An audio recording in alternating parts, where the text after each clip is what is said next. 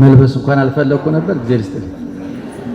እኔ ብዙ ጊዜ ካባ መልበስ በጣም ነው የሚያስፈራኝ። እውነቱን ለመናገር ለመልበስ የምትደፍሩ ሰዎች በጣም ጎበዞች ናቸው። የእናንተን ድፍረት ያጋባብን። ደህና ዋላችሁ።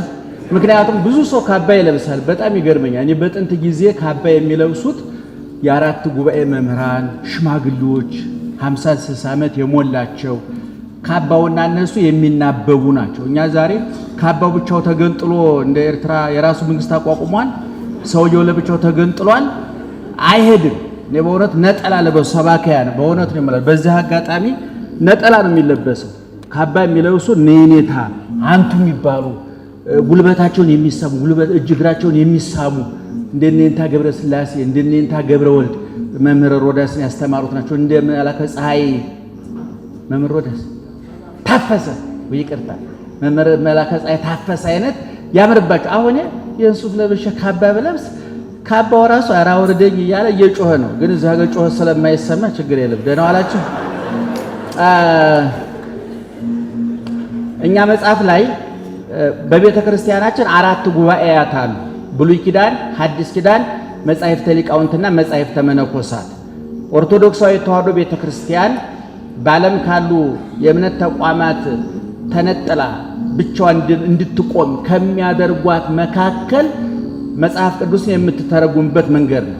ቤተ ክርስቲያን ብሉዩን ከሐዲስ ሐዲስን ከነፍስ ነፍስን ከክርስቶስ የምታስማማበት የምታጣብቅበት የረቀቀ የጠለቀ በእምነት ተጀምሮ በእምነት የሚጠናቀቅ ሕይወት ያላት ቤተ ክርስቲያን ናት።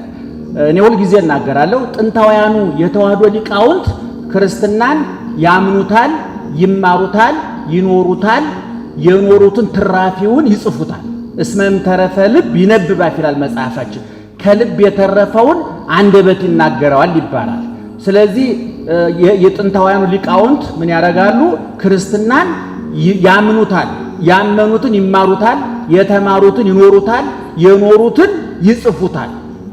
ከእስክሪብቶ አፍ የሚፈስ ቀለም ብቻ ሳይሆን ከአንደበት የሚወጣ ቃልም አላቸው ማለት ነው። ምክንያቱም ክርስትና የከንፈር ቀለም ሳይሆን የልብ ማህተም ስለሆነ ማለት ነው። እና በ4ኛው ጉባኤ በመጻሕፍተ መነኮሳቱ ውስጥ እንዲህ የሚል ቃል ተጽፏል። እስመ ነጽሮ ዘዘልፍ ውስተ መጻሕፍት ይመልአ ለነፍስ አንክሮተ ዘኢይትነገር ወትፍሲተ አምላካዊ። ዘወትር መጻሕፍትን መመልከት ነፍስን በአምላካዊ ደስታና በማይነገር በማይብራራ መደነቅ ውስጥ ያሰጥማታል ወይም ይሞላታል ይላል። እንግዲህ ስለ መጻሕፍት የኛ ትውልድ ለምንድን ነው የማያነበው? ባለማንበቡ ምን ተጎዳ የሚለውን ነገር ማየት ያስፈልጋል። በመጀመሪያ ደረጃ መምህር ሮዳስን እጅግ አመሰግናለሁ። እድሜና ጤና ይስጥልን። 60-70 መጽሐፍ እንጠብቃለን። የበለጠ ደግሞ እድሜ እየበሰለ ዕውቀት እየበሰለ የበለጠ አረፋ እየተከተተ ምራቅ እየተዋጠ በሄደ ቁጥር ደግሞ የበለጡ የተራቀቁ መጻሕፍትን ይጽፋሉ ብለን እንጠብቃለን። እኔ መምህር ሮዳስ ከሌሎች በዘመናዊ በኩል መጥተዋል ከምንላቸው ሰዎች የሚለየው ምንድነው? ወንድማችንን ግዕዝ ያውቃል። ይሄን በደንብ አስረግጬ ልመሰክርልህ ወደ ሌሎቹ ሊመሰክሩልህ አይችሉም። ይሄን ግዕዝ ያውቃል ሮዳስ። ሌሎቹ የሚጽፉ ሰዎች እናውቃለን። ግዕዝም መድረክ ላይ ሲጠቅሱ እንሰማለን። በእውነቱ ግዕዝ ተበላሸ ብሎ እግዚአብሔር አይኮንንም እንጂ በቁማቸው ሲኦል ይወርዱ ነበር እነሱ። ግን እግዚአብሔር የቋንቋ አምላክ አይደለም። ግዕዙ አማረ አላማረ ተጣመመ አልተጣመመ ሕይወት እስከተቃና ድረስ እግዚአብሔር የግዕዝም የእንግሊዝኛም አምላክ አይደለም። የነፍስ አምላክ ነው፣ የሰውነት አምላክ ነው። ግን እንደው መድረክ ላይ ግዕዝ ባይጠቀስ እንደው እውነቱን ነው ማለት ግዕዝ እኔ እንግሊዝኛውን ደግሞ እንደው በዛ የተራቀቁ ሰዎች ሲጠቀስባቸው አምላከ ፈረንጁ ላይ የሚበሳጭ ይመስለኛል። ያላውቅም ዝርዝሩን እንጂ እኔ አሁን አንዳንድ የምሰማቸው አንዳንድ ቋንቋዎች ያጠናናቸው ሁሉ እዚሁ መድረክ ላይ ሲያበላሿቸው ስንሰማ በጣም ምደነግጥ። መምህር ሮዳስ መጽሐፎቹ ሁሉ አይታችሁ እንደሆነ በግዕዝ የተሞሉ ናቸው።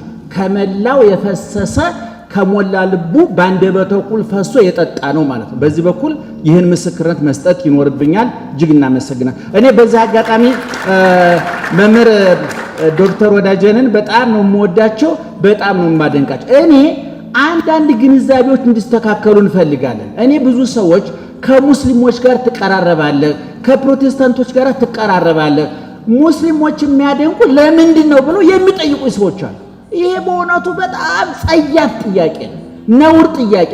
እኔ በሚዲያ ተናግሬያለሁ።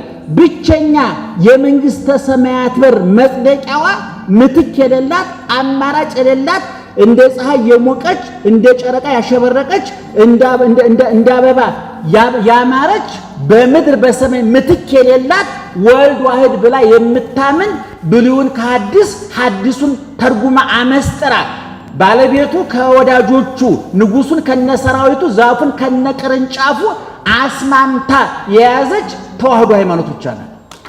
ይሄንን በመድረክ በአደባባይ ተናግሬያለሁ። ብቸኛ መጽደቂያ መንገድ ተዋህዶ ናት። በዚህ ትናንትናም አልተደራደርንም፣ ዛሬም አንደራደርም፣ የመደራደር መብትም የለንም። እኔ አንዳንድ ሰዎች ይገርሙኛል። ኦርቶዶክስ ተዋህዶ ቤተክርስቲያን ይሄን ብታርም እንመጣለን የሚሉ ደፋር ሰዎች ይገጥሙኛል። እኛ ደግሞ በግልባጩ ቤተክርስቲያን ምን ትላለች? ይሄን ካላረማችሁ አልቀበላችሁም ብላችኋል ስላልነገረቻችሁ ነው። እንዲህ አይነት በጣም ጸያፍ ነው፣ አይባልም። ስለዚህ እኔ ብዙ ኡስታዝ ወዳጆች አሉኝ፣ ብዙ ፓስተር ወዳጆች አሉኝ፣ ብዙ ፕሮቴስታንት ሙስሊም ወዳጆች አሉኝ። በዚህ ደግሞ በሰውነቴ እንደ ሰው በዜግነቴ እንደ ሀገር በሃይማኖቴ እንደተዋህዶ እኮራለሁ። እግዚአብሔር ክብር ይመስገን። የኛ ዓላማ እስልምና ክርስትና ማስታረቅ አይደለም። ቁርአንና መጽሐፍ ቅዱስ ማስታረቅ አይደለም። በቤተ ክርስቲያን በመስጊድ መካከል ድልድይ መዘርጋታል። ይሄ አይቻልም፣ አይደረግም። ነጭና ጥቁር ማለት ያህል ነው። አይስማማም፣ ሊስማማም አይችልም። እንኳን በሸቱ በደካማው አቅም በሲኖዶስና በመጅሊስ እንኳን ቢስማሙ አንስማማም፣ ሊስማማም አይችልም። ነገር ግን እስልምናና ክርስትና አንድ አይደሉም ማለት ገብረ ማርያምና መሐመድ አብረው አይኖሩም ማለት አይደለም። ይሄን ማስተካከል አለባችሁ ክርስቲያኖች። እኔ ሱቅ ያላችሁ ክርስቲያኖች ሙስሊሙን መቅጠር አለባችሁ። ሙስሊሞቹ መርጣችሁ ሙስሊሙን የምትቀጥሩ ካላችሁ ኪሳራው አዜማ ላይ ናቸው። እንዲያውም እኔ አሁን ሙስሊም ክርስቲያን ሱቅ ቢኖረኝ ነው የምላችሁ፣ 2 ሰራተኛ ቢኖረኝ ወለተ ማርያምና ከድጃ ነው የምቀጥራቸው። ምክንያቱም እርስ በርስ ይጠባበቃሉ፣ ገንዘቡ ይጠበቅልኛል። ይገርማቸው። ሞኝ አትሁኑ። ተመሳሳይ ቀጥራ አትክሰር ነው የምልህ። ደህና ዋላችሁ። ለአቶ ትእዛዙ ካሉም እንደውም ጥቆማ ነው፣ ባለሀብቶች ማወቅ አለባቸው። እኔ የኢትዮጵያን ወጣት ከፓስተር ከቄስና ከኡስታዝ ቅኝ ግዛት ካላላቀቅን እድገት አይመጣም። ያላነበበ ፓስተር ሲቀባጥርበት እየዋለ፣ ያላነበበ ኡስታዝ የግል ሀሳቡን ሲሞላው እየዋለ፣ ያላመሰጠረ ቄስ ሲቀባጥርበት እየዋለ እንዴት ነው ሊያድግ የሚችለው? ሀገር በሃይማኖት ብቻ አትለወጥም። ይሄን ማመን አለባችሁ። ሀገር የምትቀየረው ሁለንተናው እድገት ሲመጣ ነው። ያ ደግሞ ስታነቡ ነው። እስኪ ተመልከቱ። ብዙ 120 ሚሊዮን የኢትዮጵያ ሕዝብ እኮ ጥቂት ሰዎች ናቸው የሚሾፍሩት። አይታችኋል? በፕሮቴስታንቱ ብትሄዱ ጥቂት ብልጥ ፓስተሮች ሲሾፍሩት ያላችሁ። እነዛን ሰዎች ቁጭ ብላ ስትሰሙት ደግሞ እኔ እነሱ ለምን መሪ እንደሆኑ አይደል የሚገርመኝ፣ እኔ የሚመራ ሰው መገኘቱ። እኔ ማርያምን እኮ ነው የምላችሁ፣ የሚመራ ሰው መገኘቱ፣ ለነሱ የሚያጨበጭብ ሰው መገኘቱ። አንዳንድ ሰባኪያን በቤተ ክርስቲያናችን ስንት ምስጢር የተሞሉ ደማቸው ጠብ ቢል ቃለ እግዚአብሔር የሆነ እንትፍ ቢሉ ቃለ እግዚአብሔር የሚተፉ ሊቃውንት ባሉባት ቤተ ክርስቲያን እዚህ ግቡ የማትሏቸው ሰዎች ከንባብም ከጥበብም የተራቆቱ ከክርስትናም ከሰበናም የተራቆቱ ሰዎች ሰው ሲያንገቡት ያላችሁ። ይሄ ውድቀት ነው ወገኖቻችሁ። ስለዚህ እኔ ወጣቶችን መመክረው ወጣት እኔ በ20 በ30 ዓመቱ ማንበብ አለበት። ማንበብ ማለት ደግሞ ክርስቲያኑ መጽሐፍ ቅዱስ ሙስሊሙ ቁርአን ማንበብ የምን ግዴታ ነው። እኔ አሁን ለምሳሌ አዲስ ኪዳን ብሉይ ኪዳን አራቱን ጉባኤያት አነባለሁ። ምክንያቱም ክላስ ገብቼ ተማሪ አስተምራለሁ። እንዴ የክላሱ ተማሪ እንደናንተ አጨብጭቦ ከንፈር መጥቶ ሜዳ ይመስላችሁ? ደም የሚመጥነው ክላስ ያለው በጣም ከባድ ነው። ካህናት ናቸው፣ የተማሩ ናቸው፣ ያፋጥጧቸዋል። ተዘጋጅተህ ሰንቀህ ካልገባ ቀባጥረህ የምትወጣበት አስጨብጭበህ የምትወጣበት አይደለም። ያ በጣም ስለዚህ ተማሪዎች እንዳውቁልኝ እንዳይንቁኝም። መቼም ዕውቀት የሚባለው ከአቅም በላይ ሆኖ ሲያስጨንቅም ከአቅም በታች ሆኖ ሲናቅም ዕውቀት ባዶ ይባላል። ልብ ሲመታል ተኳሽ ይባላል። ልብ ራሱን አለው መልመል። ከዚህ በላይ ካለፈ ጥይቱ ሳተ። በዚህ በኩልም ለኳስም ለጥይት አይጠቅም። ለኳስ ጥሩ ነው አለው ባለፈው ስጠይቅ በእግሩ መካከል አሾልኮ ሲያስገባ ምንድነው በየጠየቀን ሎጬ ነው አለ ሰውየው። ልክ ነው አይደል? አይናሞቹ ሲያወሩ የሰማሁት ነው። ለጥይት እንደዚህ በዚህ ካለፈ ክሽፈት ነው፣ ለኳስ ግን ድል ነው። ልብ መታ እዚህ ጋር ሲመታ ተኳሽ ዕውቀትን ከላይም ካቅም በላይ ሆኖ ምን ይያሉ ይሆን ይያለ እንደው አየር ላይ አንሳፈን መተው ወንጀል። ካቅም በታች ሆኖ ምን ይቀባጠራ ከተባለች ኪሳራ ነው። የክርስቶስ ትምህርት ልብ ራስ የሚመታ የሆነው ረቆ የማያስጨንቅ አንሶ የማይናቅ ማዕከላዊ ትምህርት ስለሆነ ነው። የኢትዮጵያ ቤተክርስቲያን በእውነት አፌን ሞልቼ እናገራለሁ ከመናቅም ከማስጨነቅም የራቀ ማዕከላዊ ትምህርት ያላት ቤተክርስቲያን ናት። በእውነት ይሄን ምእመናን እኛ ሁልጊዜ ገራገሩን የምንነግራችሁ ላላላላ ቀጠን ያለውን ገብሱን የምንነግራችሁ ከሰኞ እስከ ዓርብ ኑሮ እያባከናችሁ እሁድ መጥታችሁ በእኛው ጭንቅላታችሁ ይዞራል ብለን ነው እንጂ የምናውቀውን ብንነግራችሁ አሰሙንም ነበር። ይሄን ማወቅ አለባችሁ፣ ይሄን መረዳት አለባችሁ። ስለዚህ እኔ መምህር ሮዳስ በቤተ ክርስቲያን ያደገ ዘምንሱ ሕይወቱ ውስተ ቤተ እግዚአብሔር ይባላል። እንደነ ሮዳስ አይነቶች ዘምንሱ ሕይወቱ ማለት ከትንሽነቱ ጀምሮ ቤተ ክርስቲያን ያደገ ማለት ጡጦው ቃለ እግዚአብሔር ነው። አሻንጉሊቱ ቃለ እግዚአብሔር ነው። ዳደ ብሎ ቁሞ ሄደው በቤተ ክርስቲያን። ስለዚህ እንደ አይነቱ ሰው ሲናገር ይታመናል፣ ሲናገር ይሰማል። ቢጽፍ ብዕሩ ይባረካል፣ ቢናገር አንደበቱ ይባረካል። ስለዚህ መጽሐፋችን ምንድነው የሚለው? መጽሐፍትን የሚያነቡሱ በእውቀት ይሞላሉ። ቅዱስ ጳውሎስም ጢሞቴዎስን ሲመክረው ኡቅ በእንተ አንብቦ ወዘልፈ ሀሉ ባቲ፣ እወቅ፣ ተጠንቀቅ፣ አንብብ፣ በእሷም ጸንተህ ኑር። ይሄን ያደረክ እንደሆነ ወዘንተ ለእመገበርከ ርእሰከ ይታድን ወዘሂ ይሰማዕከ፣ ይሄን ያደረክ እንደሆነ የሚሰሙህንም ራስህንም ታድናለህ አለ። ሐዋርያው ቅዱስ ጳውሎስ ሊቅ ነው፣ የብሉይ ኪዳን ሊቅ ነው፣ ማይም አይደለም። ከገማልያል እግር ስር ተምሬ ቁጭ ብዬ ተምሬያለሁ፣ በእውቀት ከፈለጋችሁ እበልጣችኋለሁ አለ። እውቀቴ ነገር ግን እውቀቱን ከሕይወት ጋር አገናኝ። ቅድም እንደተነገረው የእኛ ቅዱሳን አባቶች መምህሮቻችን የቃለ እግዚአብሔር መምህሮች ብቻ አይደሉም። አንባቢ አነብናቢ አመስጣሪ ቀባጣሪ ብቻ አይደሉም። ይኖሩታል፣ ያስተምራሉ። እኔ በየቀኑ 150 የእንታጌራ መምህር ሮዳስ ያውቃቸዋል። የእንታጌራ መጋቢ ምስጢር ጌራ ወርቅ የሚባሉ መምህር ነበሩኝ። በእውነት የበቁ መምህር የበቁ በዚህ ዘመን እኔ እውነቱን ለመናገር እንደ ወንዝና ተራራ እንዳላመልክ ዘረኝነትን ከልቤ ነቅለው የጣሉልኝ መምህር ናቸው የእንታጌራ። እሳቸው ከጎጃም ነው የመጡት።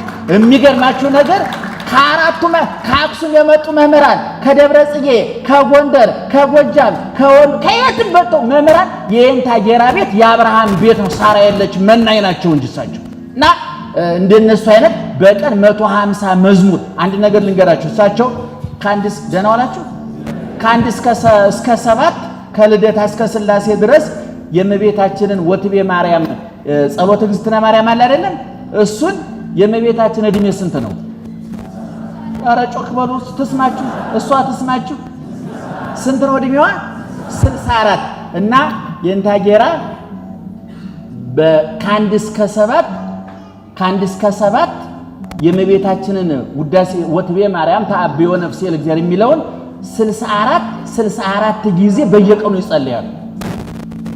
እና አንድ ሁለት ጓደኞች ስማቸውን አልነግራችሁም፣ እኛስ ለምን አልሞክርም ብለን ታጥቀን ተነሳ። የኔታ 64 ጸልየው ጥቅም ቢያገኙበት ነው ብለን ጀመርን። አንድ ወንድማችን አንድ ሁለት ቀን 25-30 ደረሰ። እኔ እንደምንም ተጣጥሬ 48 ደርጎ አስታውሳለሁ።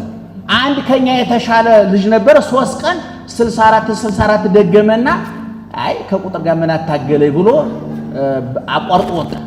አንዳንድ ሰው ምንድነው አየሩ ከበደን አሉ የኛ ኳስ ተጫዋቾች አለ። ቀልደኛው ሰምታችኋል። እኛ አየር ተሸከሙ አላልናችሁ፣ ተጫዋቱ እንጂ አላልናችሁ። እና አንዳንድ ሰው የራሱን ድክመት ማላከክ ይወድ ማጣበቅ ይወዳል። እና አንዱ 64ን 3 ቀን ደገመኝ፣ 48 ላይ 2 ቀን፣ አንዱ 28 ላይ።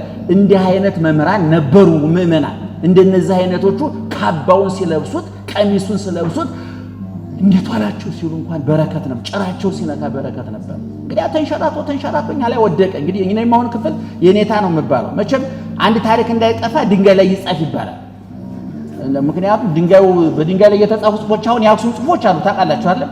አሁን የኔታ እንዳይጠፋ ድንጋይ ሲፈለግ እኛ ተገኘ እና እኛ ላይ ጻፉት። ይሄው እንንቀሳቀሳለን።